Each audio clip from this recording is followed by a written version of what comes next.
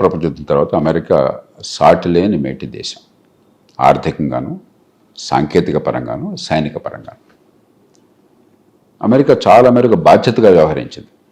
యూరప్ని రెండో ప్రపంచ యుద్ధం తర్వాత సర్వనాశనమైన తర్వాత పెంచడంలో కానీ మార్షల్ ప్లాన్ ద్వారా, యుద్ధంలో ఓడిపోయినా కూడా జపాన్ని, జర్మనీని హక్కులు చేర్చుకుని ఆ రెండు దేశాలని పెంచడం కానీ, ఆసియా ఖండంలో దక్షిణ కొరియా కావచ్చు, లేకపోతే సింగపూర్ కావచ్చు, తైవాన్ కావచ్చు, ఈ దేశాలని పెంచడం కానీ, చివరికి సిద్ధాంతపరంగా విభేదాలున్నా కూడా చైనా పంథా మార్చుకోగానే చైనాకి పూర్తిగా మద్దతు ఇచ్చి సాంకేతిక విజ్ఞానం పెట్టుబడులు, మార్కెట్లో అవకాశాన్ని ఇచ్చి చైనాని పెంచడం కావచ్చు.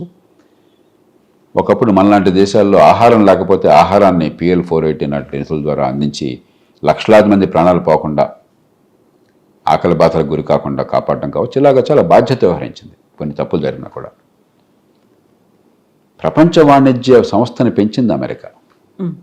అంతర్జాతీయ వాణిజ్యం ఉండాలి, వస్తువులు సేవలు అందరికీ ఏది బాగా మన్నిక ఉంటే, ఏది తక్కువ ఖరీదు అందరికీ అందే ఏర్పాటు ఉంటే ప్రపంచం అంతా బాగుపడుతుంది.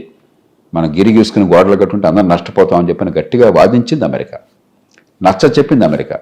మనలాంటి దేశాలని మీరు ప్రపంచ వాణిజ్యంలో భాగస్వాములు కానీ ప్రోత్సహించింది అమెరికా.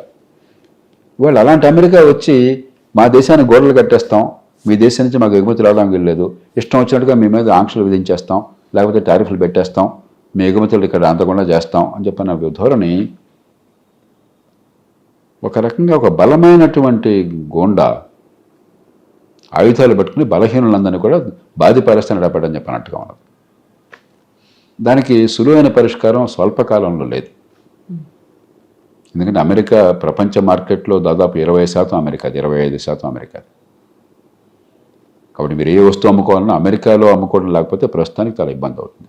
ఎల్లకాలమైనా ఉండదు, కాలక్రమేణా పోతుంది, తగ్గిపోతుంది. అంటే అమెరికాయే చేస్తున్న చర్యలా కొనసాగినట్టయితే ఇతర దేశాలు పెరుగుతున్నాయి, ఎల్లకాలం ఒక్కళ్ళే ఉండరు.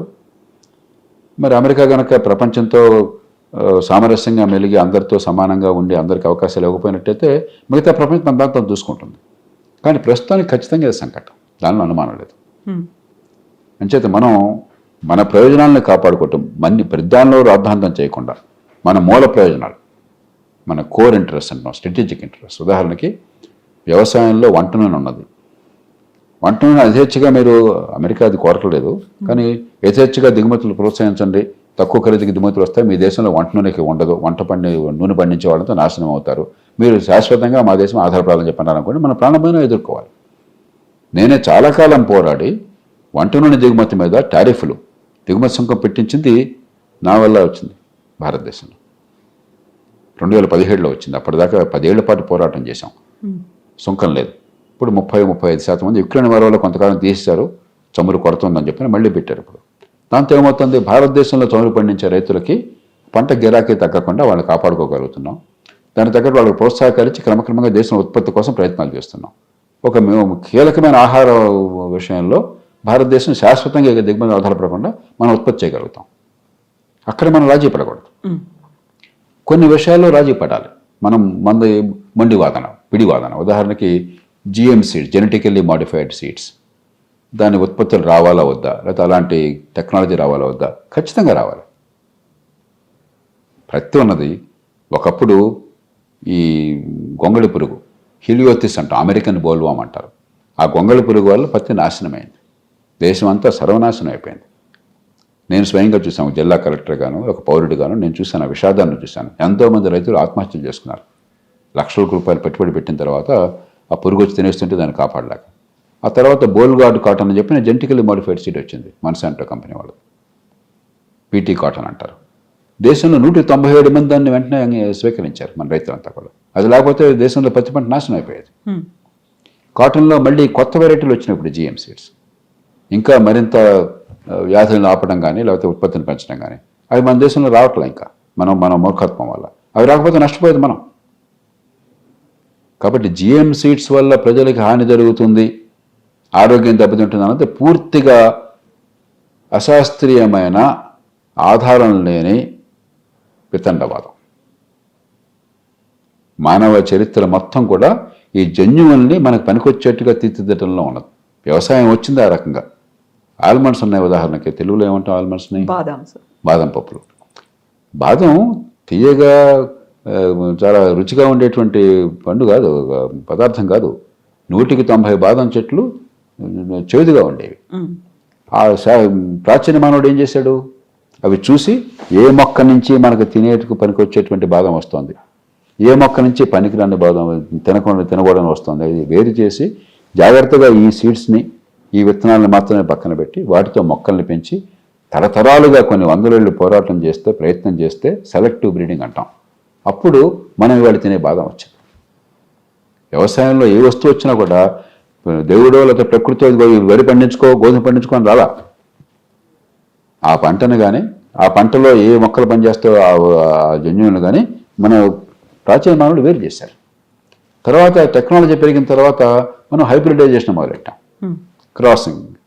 దానిలో మళ్ళీ రకరకాలు వచ్చినాయి. ఈ జీఎం టెక్నాలజీ అంటే ఏం లేదు, దాన్ని జీన్స్ ఏంటో అర్థం, ఏ జీన్ వల్ల మనకు పనికొచ్చే లక్షణాలు చూసి ఆ జీన్ని పెట్టగలుగుతున్నాం. 10,000 సంవత్సరాలుగా మానవ జాతి ఏం చేస్తుందో ఇదే వేగంగా చేయగలుగుతున్నాం అంతే. దాన్ని అడ్డుకోవడం ఏమిటి, మూర్ఖత్వం తప్ప. కాబట్టి ఓడిపోయి వ్యవహరించాలి, మన ప్రయోజనాన్ని కాపాడుకోవాలి. దీనిలో భేషజం కాదు, అహంకారం కాదు, అలాగే బేలతనం కాదు, బలహీనత కాదు, రెండూ ఉండకూడదు. పొట్టివడిపులు ఉండాలి, మన మౌలిక ప్రయోజనాలను కాపాడుకోవాలి, మనం కార్యసాధనకి దిగాలి. కాలక్రమేణా ఇలాంటి ఒడిదుడుకులు పెద్ద దేశాల నుంచి వచ్చిన ఇబ్బంది లేని రీతిలో ఎలా ఉండాలో మనం ఆలోచించాలి. ఉదాహరణకి గతంలో తెలుసో తెలియకో ఎన్నో ఒప్పందాలను తిరస్కరించాం మనం. ఆర్సెప్ అని ఉంది, ఆర్సీఈపీ అని ఉంది, రీజనల్ కాంప్రహెన్సివ్ ఎకనామిక్ ప్యాక్ట్ ఏదో ఉంది. దానిలో మన భాగస్వాములు కాదు, మనమే బయటకు వచ్చాం. జపాన్ ఉంది దానిలో, చైనా ఉంది, దక్షిణ కొరియా ఉంది, ఆస్ట్రేలియా ఉంది, సింగపూర్ ఉంది, మరి ఆగ్నేయ ఆసియాలో దేశాలన్నీ ఉన్నాయి. మనం కావాలని బయటకు వచ్చాం, నష్టపోతుంది మనం. అలాగే మరెన్నో ఒప్పందాలు మనం పెద్ద పట్టించుకోవాలి, మనం ఆంక్షలు విధించుకున్నాం.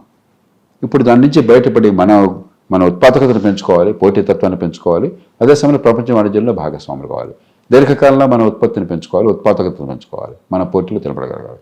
దానికి ప్రత్యామ్నాయం లేదు. కాబట్టి స్వల్పకాలిక వ్యూహం, దీర్ఘకాలిక వ్యూహం, ఊడిపోయినటువంటి తీరు. అంతేగాని తాబట్టిన కుందేటికి మూడే కాళ్ళని అమెరికా అంటే అమెరికాకి నష్టం, ప్రపంచానికి నష్టం, మనం అంటే మనకు నష్టం.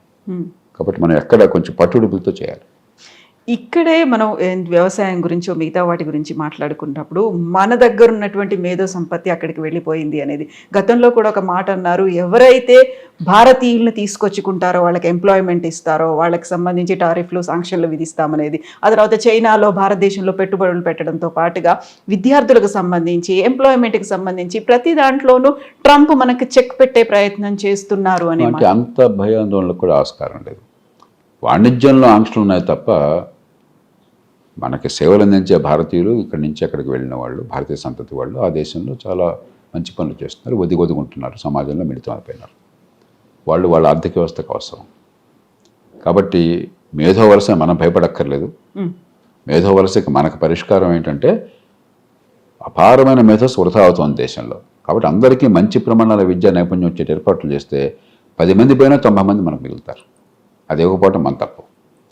అలాగే వాళ్ళు వీళ్ళకి వద్దు అనుకుంటే నష్టపోయేది అక్కడ కంపెనీలు, అక్కడ ఆర్థిక వ్యవస్థ. అక్కడ మీరు చెప్పినంత ఆందోళనకరంగా పరిస్థితి ఏం లేదు. వలసల విషయంలో చట్టబద్ధంగా వెళుతున్నంత వరకు, నైపుణ్యంతో వెళుతున్నంత వరకు, అక్కడ చట్టాన్ని పాటిస్తున్నంత వరకు వలసల విషయంలో ఇబ్బందులు లేవు, మామూలుగా వచ్చే తప్ప.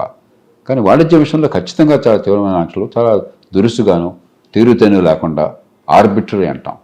ఏదో లేడికి లేచిందే పరుగులాగా ఆ పొరలో పుట్టిన బుద్ధి ఏది పుడితే ఆ క్షణంలో అది, రేపు పొద్దున మళ్ళీ మనసు మారిపోతుంది, పూర్తిగా ఇంకో వస్తారు. కాబట్టి దీని నుంచి ఒడుపుగా మనం తీసుకోవాలి. ఉదాహరణకి 25% ఏమో టారిఫ్లు అన్నారు, ఒప్పందం ఏదైనా కుదిరితే దానికి వచ్చేదాకా. ఇంకో 25% రష్యా ఆయిల్ కొంటున్నాం కాబట్టి అన్నారు.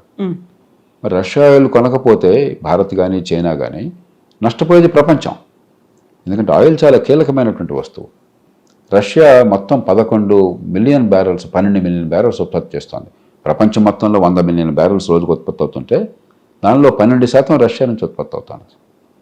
12% అంత కీలకమైన ఉత్పత్తి కనుక మార్కెట్లో లేకపోతే, ఆయిల్ ధర పెరిగిపోతే ప్రపంచం అంతా నష్టపోతుంది. ఆ ఉద్దేశంతో అమెరికా మనని కొనమని ప్రోత్సహించింది గతంలో. ఇదే అమెరికా మీరు కొనండి లేకపోతే ప్రపంచంలో ఆయిల్ ధరలు పెరిగిపోతాయని వాళ్ళు ప్రోత్సహించారు. ఇప్పుడు ఆంక్షలు ఉన్నాయని చెప్పిన కీలకమైన వస్తువుల మీద కనుక మనం కొనడం ఆపేస్తే నష్టపోయేది మొహం మీద కోపంతో ముక్కును మనం కోసుకుంటున్నాం. ఇది వాళ్ళకి అర్థమయ్యేట్టు చెప్పాలి. అయినా తప్పనిసరిగా ప్రస్తుతం మీరు ఇది ఆపాలి అని చెప్పంటే ఆపేద్దాం. మన కొంపని పోయింది ఇక్కడ కాబట్టి అక్కడ కొనుక్కుంటాం ఆయిల్. రష్యా దగ్గర కొనుక్కోకర్లేదు.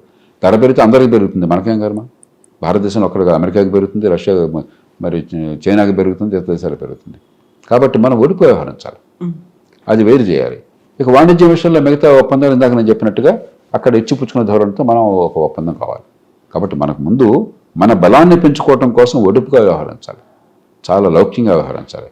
ఆత్మగౌరవం దెబ్బతినకూడదు, బేలగా బలహీనంగా ఉండకూడదు, అదే సమయంలో దురుస్థానంతో మూర్ఖత్వంతో ఉండకూడదు.